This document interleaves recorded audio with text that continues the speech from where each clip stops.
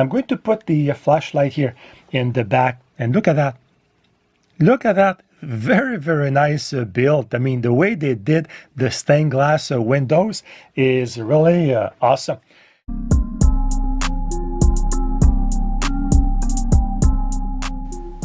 Hi guys, welcome to my channel. I am Daniel.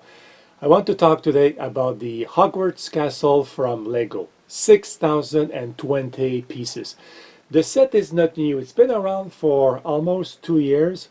The reason I'm doing this video is because I did some research before buying this. Finally, I decided to spend the money. It's not a cheap set. And in my research, I wasn't sure about buying the castle, and I'll tell you why. I actually disagree with a lot of reviewers who did videos on this castle. First of all, the 6,020 pieces, many of them are very small, like 1 by 1. So in reality, it's not like you're getting 6,000 pieces, really. And also, unlike some people have said, to the castle, I give a score of 9.5 out of 10. It is a great set, except for the tower over here, which I give a score of 5 out of 10. And I'm probably generous. Like, I don't like this design, and I'll explain that also. I'll show you close-ups. The back is open, as you can see here. So you have scenes of almost every movie in the Harry Potter series. So I'm going to show you the back in a few seconds. I want to talk about a few things also. You get 4 minifigurines, and I'll show them here. I'll do a close-up again. You get also the Whomping Willow with the tree, and I'll show that closely. But what I want to highlight here is that you get 4 minifigurines, but you get 27 micro-figurines. And you get the Hagrid hut. But among the 27 micro-figurines, there is no Hagrid. So this is one element that is, in my opinion, missing in the set. You get the hut, and you get also the spider, and I'll show you up close again, but there is no Hagrid. You get also those, you get 5 boats. I'll show you up close. I don't like them. You get 5 Dementors on clear stick that you can put on the castle to redo one of the scenes of, I think it was the Prisoner of Azkaban. I don't like the Dementors either. I'll explain why. And also I'm going to show you the scale of the castle with a couple of other sets like the tree house over there, which is about 3,000 pieces. So you'll see the difference in scale. So I'll take my camera, I'll show you the front first and why I give it a score of 9.5, but 5 for the tower. And then we'll look at the back, and I will at the same time mention the famous iconic scenes in the movies. We have a close-up view of the Great Hall over here, and you can see the stained glass here, but look at, I'm going to put the flashlight here in the back, and look at that.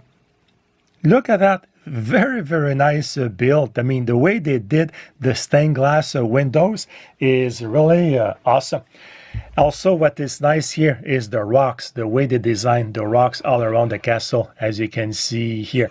There is even the boat house over here.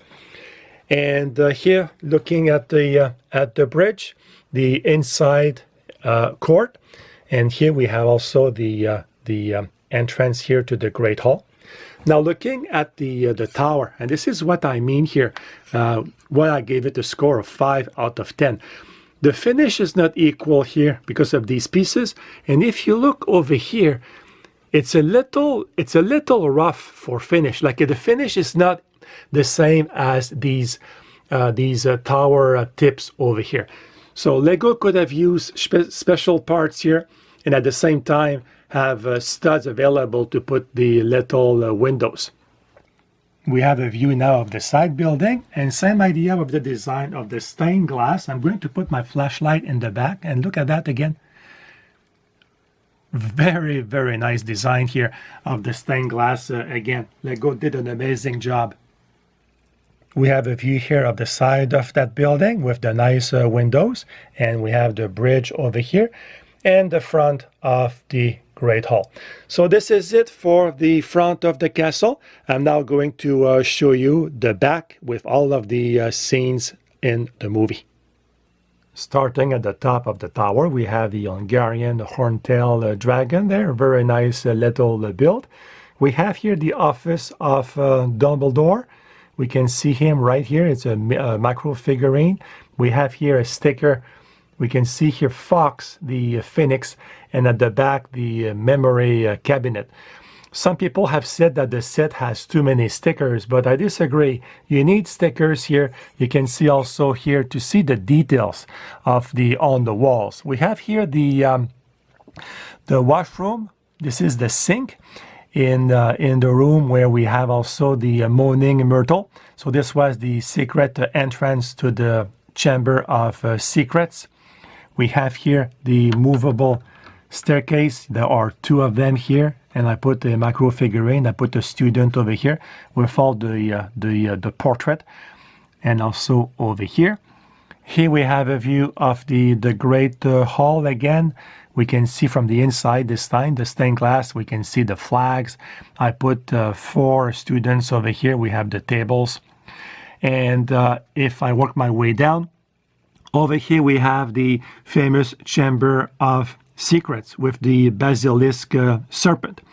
You can see here a little piece, one by one, black. This is Tom Riddle's diary. So it's interesting what Lego did with only one piece. They did the diary. This is the entrance to the Chamber of Secrets, the big door. This is where I put Ron and Harry in the room of the flying keys. This was, of course, in the first movie, the Philosopher's Stone. The same with the chess set here in the Philosopher's Stone movie. We get the 2 chess pieces, one white and one black. We have here a corridor at the top here, and this is where I put Filch and Malfoy. This is Bellatrix, her name, Lestrange.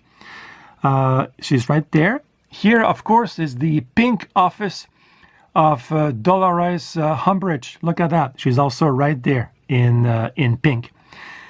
We have here the Transfiguration classroom with Professor McGonagall. And I put the student also over here. And again, nice sticker here from a scene of the movie. I forgot which one, but this was the little creatures getting out of their cage. And if I go now on the side over there, here we have a scene from the Philosopher's Stone with Voldemort. I'm not supposed to say his name, but here we go. And the mirror of Erised. I'm not sure how to pronounce that, but anyway, that's the mirror showing your best wishes. And here on the side of the castle, we have the common room for Gryffindor. And we have here the library. And I put here Hermione, of course. We all know that she likes to read books. So I put her over here. And this is here Remus Lupin. I put him over here in the corridor. Here at the bottom, we have the room of requirements with the goblet of fire and the vanishing. That's it, the vanishing cabinet in black over here. Here we have the potion classroom. Let me move the light a bit here. Potion classroom with the stickers on the back with all the potions. And I put Professor Snape over here, our teacher for potions. We have Hagrid's hut over here, but like I said, no Hagrid minifigurine. And in the back here, we have Aragog, the spider. Now, the set also comes with the Whomping Willow tree, like I said, and you can see the little car at the back. So the 3 turns, as you can see here, you can also move the arms. And this is a nice touch. This is a very nice design.